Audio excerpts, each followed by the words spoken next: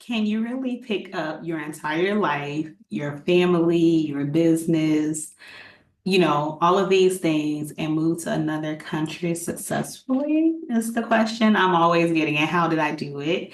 And I am going to share that with you all. This is part two where I am sharing, answering, questions from people who have, asked me questions about me packing up and moving from the US to Portugal. I'm Yaminah Childress. I am a mom of four, two of which I am homeschooling.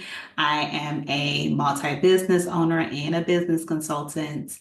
And this is Beyond the Bio Unfiltered with me, Yaminah. And so the questions, of course, and answers are unfiltered. So I'm getting these questions from people who ask me on my TikTok channel or who just ask me through email or just in general. So I'm answering those questions for you here. So make sure that if you haven't watched the first video, there are 5 questions in the first video. I'll be answering 5 more now. Make sure that you like this video if it's answered your questions or helped you in any way. But make sure that you subscribe to my channel because I am trying to build up my YouTube channel, getting from behind the screen to kind of in front of it. And so this is kind of helping me do that because I normally don't like being in the front of the screen. So this is kind of helping me get out of that.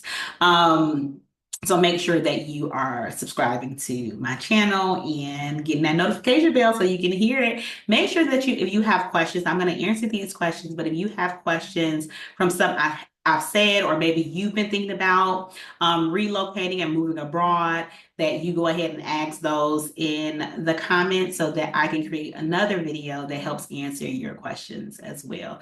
All right, let's jump into it. So the first question that I received is, how are you navigating the language barrier? So that is actually a really good question. And so to be honest, it's been easy. So if you didn't see the other video, I moved here from the US. I'm English speaking. I moved to Portugal, and of course, their primary language is Portuguese. And so it's spoken everywhere. All of the websites are written in Portuguese. And so it has been something that we had to get used to. And so what I've been doing to navigate the language barrier is this. Y'all ready? Google. Google Translate has been so helpful.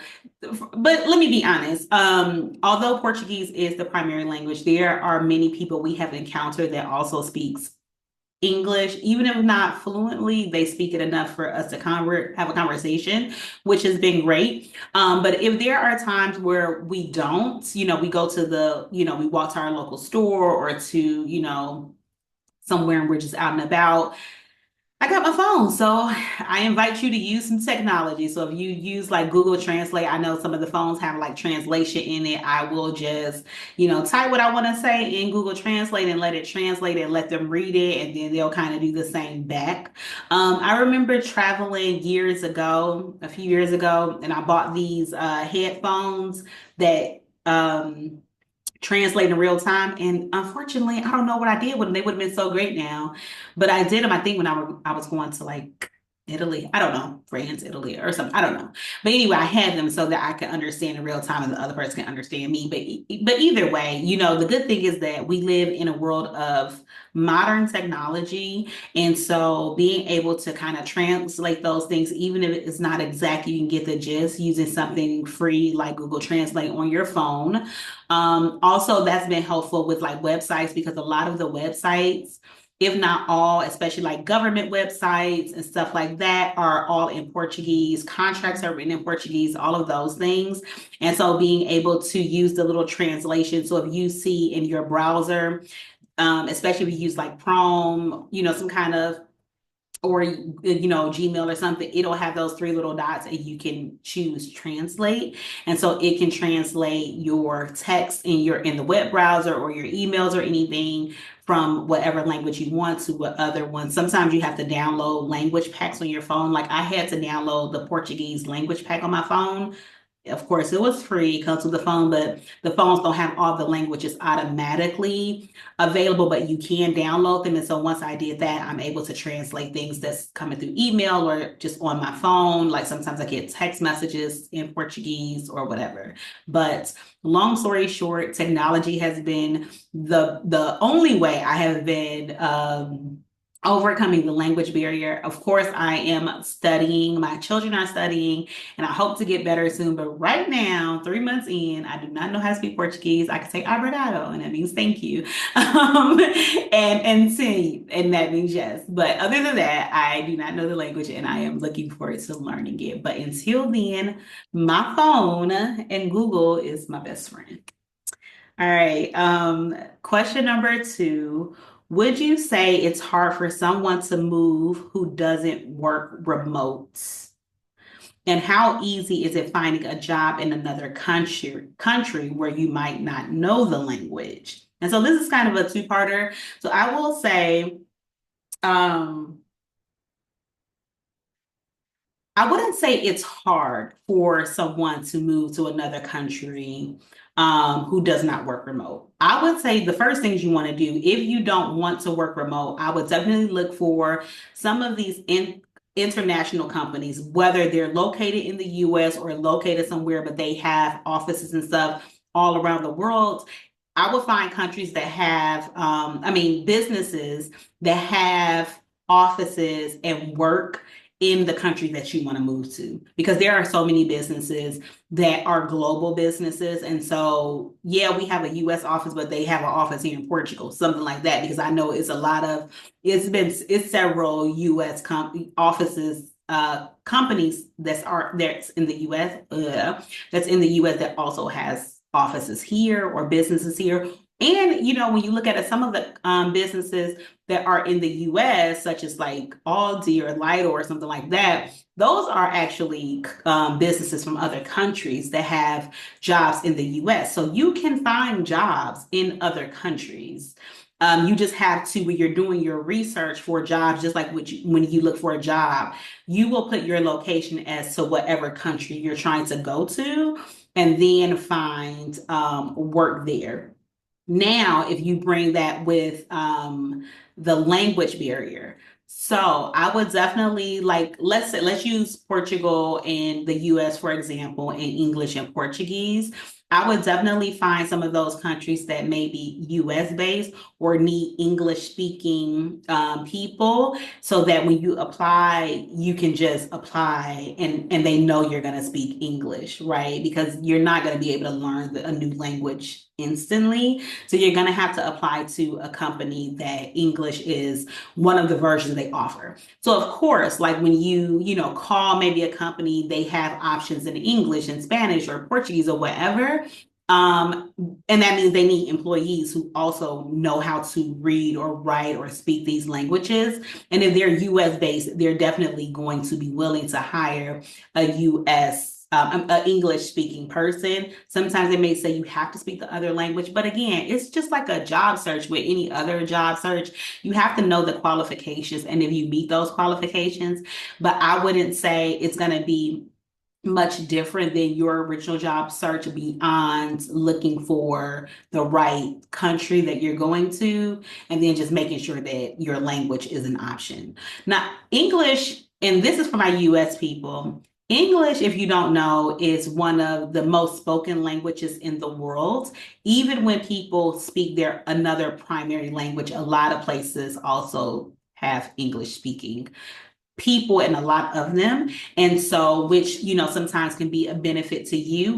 Unfortunately in the US, they didn't teach us another language really young. They started making it a requirement later once we get into high school and things like that. But if they had, we would probably be better off with being bilingual or multilingual or whatever. But just know that they speak English in a lot of different places, and you just have to make sure that you are considering that when you are applying for jobs. But it may be great to just find a US based company that has offices or stores or locations around the world.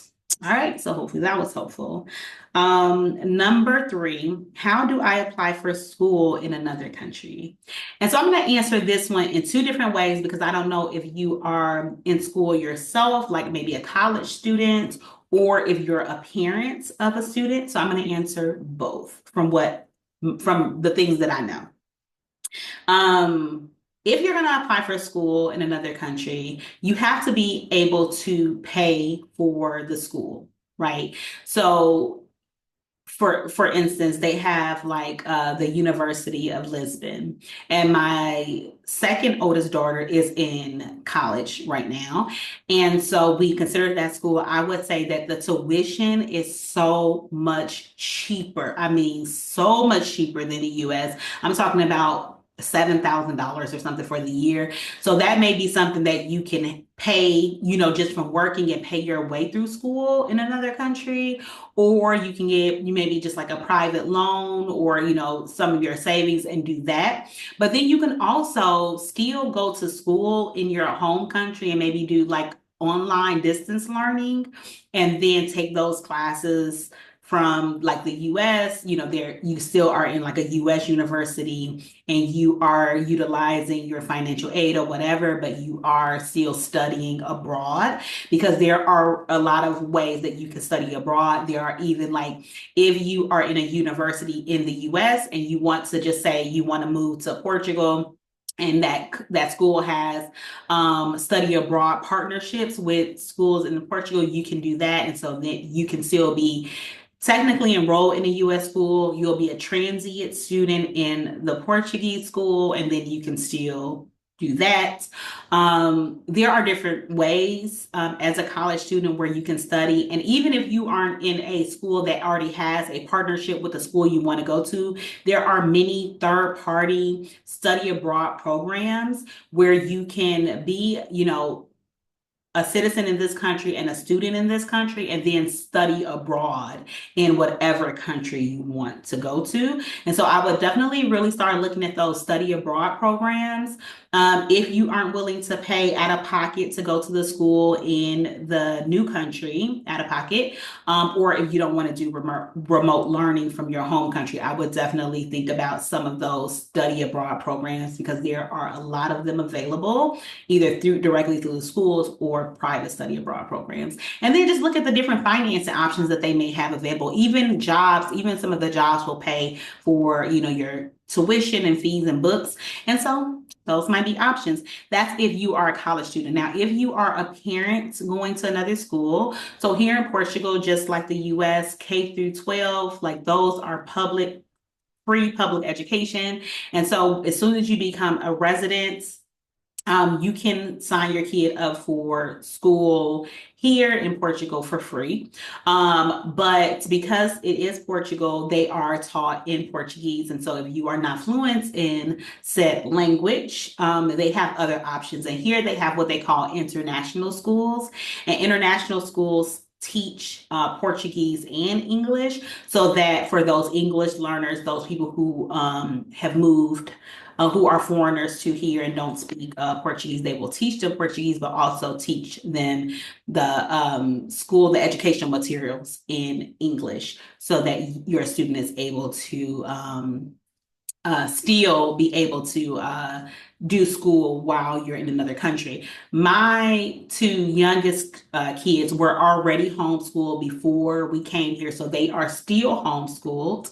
At some point, I'm thinking about the 8-year-old potentially going to an international school once we get things settled, but for right now, they are still homeschooled and we still just do homeschooling through, right now we're using Excelis, which is a part of Power Homeschool, and then some of like just the cultural learning. And so that is what we're doing as a mom who's homeschooling. But you can go to traditional school just like in the US, or you can go to an international school, which is pretty much like a private school. All right. Question number, let's see, my phone is probably going dead.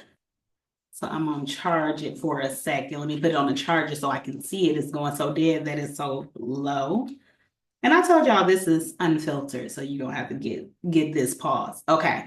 So that was question number three. And so question number four is how did my process go? How do I work?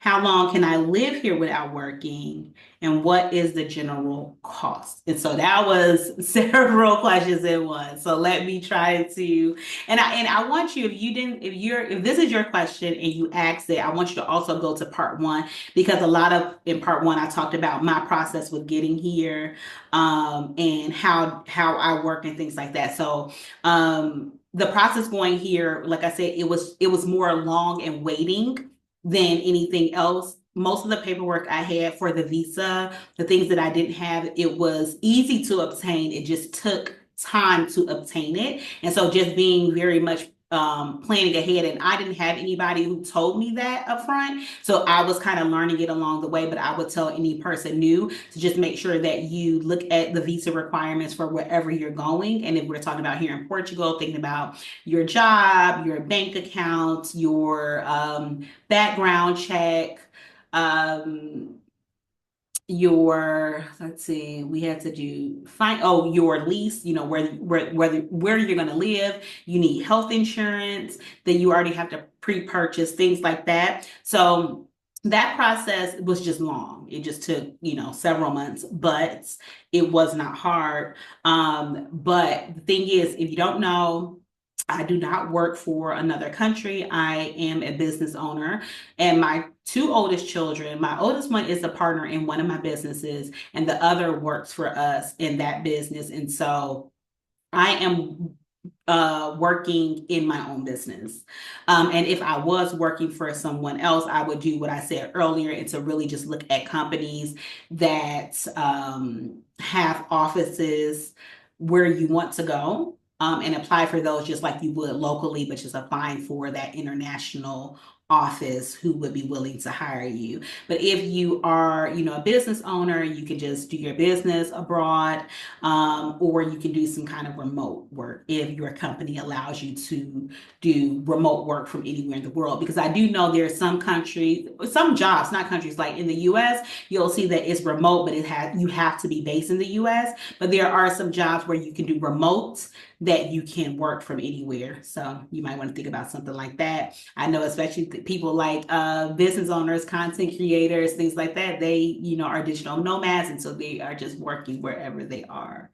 How long can you live here without working? So here in Portugal specifically, and I'm going to specifically talk about Portugal because this is what I know about, you cannot live here necessarily without working.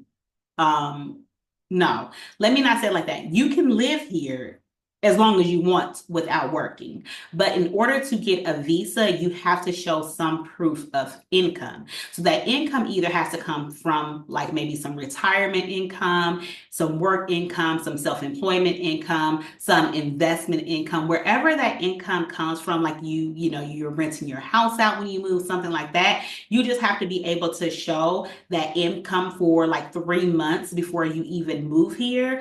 So the thing is, you don't have to work. You just have to have income. So I hope that's helpful. And so as long as you have income that can sustain yourself, and I think for Portugal, it's at least like $11,000 a year, $3,000 a month or something like that per person, $3,100, 3,100 euros a month per person. And if you can prove that you have that, going forward, whether it's coming from your job or your business or your investment income or your retirement income or your Social Security, whatever that looks like, if you have that, you're able to apply for a visa, but you have to have it before you attend.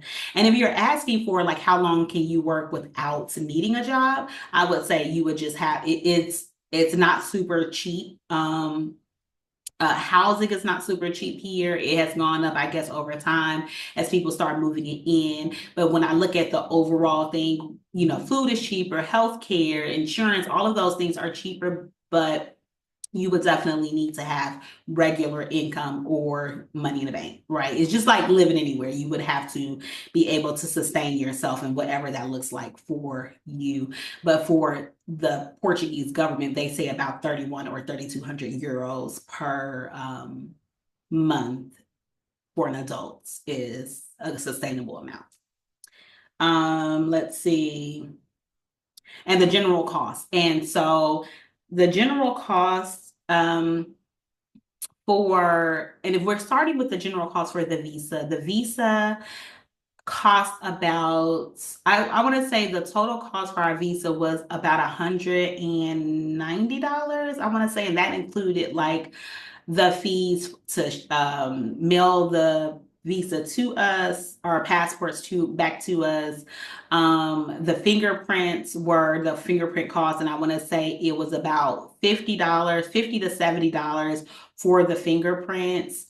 I had to personally travel because I was coming from Atlanta and we don't have a consulate, so I had to fly to Texas in order to get the go to the visa appointments. And so if you're in one of those areas that already has a consulate, this cost you wouldn't have. But of course, I had the cost of a round trip plane ticket, maybe $300 something, but they also have locations, and the location where your visa appointment will be is based off of where you live. So I am just talking about where I live in Georgia. We don't have one, so we can go to Texas or we can go to Washington, D.C., which is the main office. But of course, you would have to fly in because you have to be there in person. So you would want to consider those costs. You also have to have, like I said, show that you are making at least the 32 euros per month. So that would be, in your bank, what you can show in your bank statements already, what you can show on, work contracts is not something that you necessarily need, but you have to show that that's happening. And then if you're talking about just cost here, the cost here, I would say for housing is a lot cheaper than the US, but it's depending on how you want to live. So I live in a luxury condo. And so in a luxury condo, it's $3,200 for my 3-bedroom. But I would say this condo in the US will probably run, if you think about like New York or something like that, would probably be $6,000 or $7,000. So I guess it's perspective. It's more than my mortgage in Atlanta. But for the condo in the place, I live right down by a beach. The city is beautiful. It's $3,200. I think that's very reasonable. My utility bills are pretty much the same. I think my water bill is like $30 so far a month. And utilities, electric and stuff, $200. Food is a lot cheaper. Like I could go buy an entire groceries for $50. Whereas I remember right before I came here, I was talking about how I was getting like 5 pieces of food, go to the grocery store and I got like 5 items in one bag and it was like $50, $60. So food is way cheaper. Health insurance is free to everyone who is legally here as a resident. So not on a visa, but once you go to your residency appointment, you have access to free health care. You have access to free education. Restaurants and dining is a lot cheaper. I do have private insurance now because you have to have private insurance when you come in. For my entire family, that has only been about $200 a month, but that is for a family of 5. So think about if you were just maybe yourself, and that's a good plan. But if you think about yourself, you may be paying $20 a month for health insurance. I've already got a prescription here. That prescription, I compared prices from the US to here. The US was like $100 and something. Here was $7. So there are so many things that are so much less here. I say the cost of living has gone up from what I've heard from locals, that the cost of living has gone up over the years. But if you still compare it to like apple to apples to some place in the US, like a major city, because I'm right in the Lisbon area, so I'm considered in a major city in Portugal, then the prices apples to apples is a lot cheaper. If you move to another, like a smaller town, I've seen people get, 3-bedroom apartments. When I worked with my realtor here, she showed me some of the places in smaller beach towns that 3 and 4 bedrooms for $1,000 a month. So just know that you can find something. It's just about what you want to spend. I just wanted the access to the bigger city versus the smaller beach town. But of course, so many people move here for that smaller beach town. And so your prices will probably go down, down, down, down. Gas is so much cheaper. I would say overall, it's a lot less expensive to live here than it is in a major city in the US. And so again, I'm saying like major city because Lisbon is a major city in Portugal compared to a major city like Chicago, New York, LA, Atlanta, somewhere like that. It would be a lot more expensive. And so that's kind of like the cost because I didn't know exactly which way you wanted to go with the cost, but visa cost versus living costs, that's about how I'm looking. Okay, and then question number 5, how will I pivot doing my business in another country? And how did I manage to research another market? And so I have been a business owner or an entrepreneur of some sort for over 20 years. I have been a business consultant for over 10 years. I'm a legal professional. And so researching business is something that I do for myself all the time and something that I do for others. So that part was just a part of a normal thing that I would do in business. But I would say if you are not an expert in business, you don't have a consultant, I would definitely say you have to do your research. We were already in the midst of expanding our business to Europe, to the UK, and to the EU. So we had already had things in place to do that. But when you think about researching, you're going to research just like you do your target audience there, right? Like there's more people in the rest of the world than it is in the US. So make sure that you're doing the same research you would for your business there. Who is your target audience? Where is your target audience? How do you speak to that audience? How do you connect with that audience? And that will help you understand if you have potential wherever you plan to go. And even if you don't, your business can be an international business, guys. You don't have to have a location in Georgia and only service Georgia or only service the US. You can have a business in Georgia and you serve the rest of the world, right? And so I really want you to have that global mindset when you're thinking about your business and what that looks like to bring your business over. So it wasn't really anything that I had to manage or pivot necessarily because it was already something in the making. What I did decide to do, like I said in my first video, is that I did decide to close my local stores and go 100% e-com for my beauty business, for Yanni Beauty.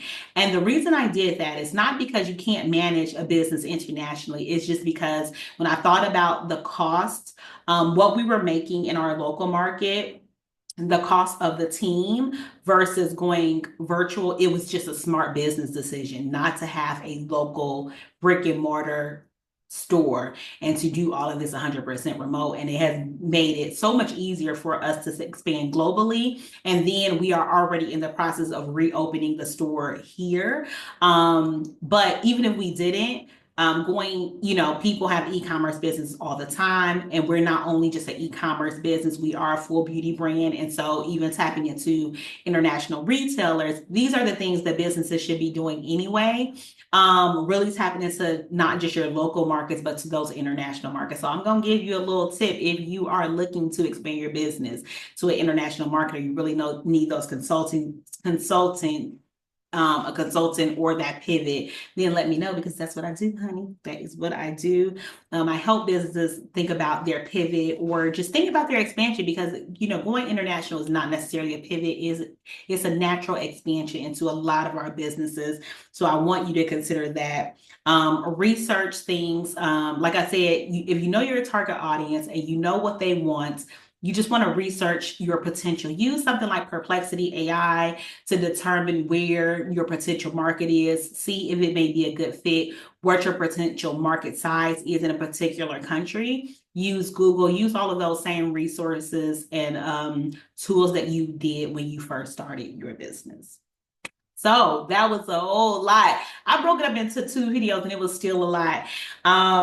So if you have more questions, if I need to do a deeper dive into one question or so, please let me know in the comments so that I can do that for you. I couldn't do so much detail because the questions in themselves just well, took a lot to answer. But I will do question by question if you want to do a deep dive into some of the questions or you have some that yourself.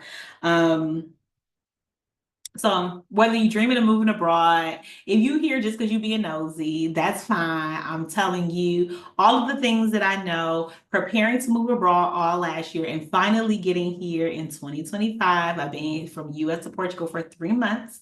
I planned it for a while before. And so if you just really just wanted to know that, welcome. Make sure you like, subscribe, click that notification bell so you can know when I'm talking about it. Please leave questions in the comments. I don't mind getting on here answering your questions. Again, they're unfiltered, so this is messy, but this is really just for me to answer your questions so that if you are thinking about it, then I can help you out anyway. And I think that's it. Make sure that you are subscribed, people. Subscribe because I am building out my YouTube and I really want to talk about business and travel and moving abroad and all those things and building my community along the way. So thank you for watching Beyond the Bio Unfiltered with me, Yaminah, and I will see you next time.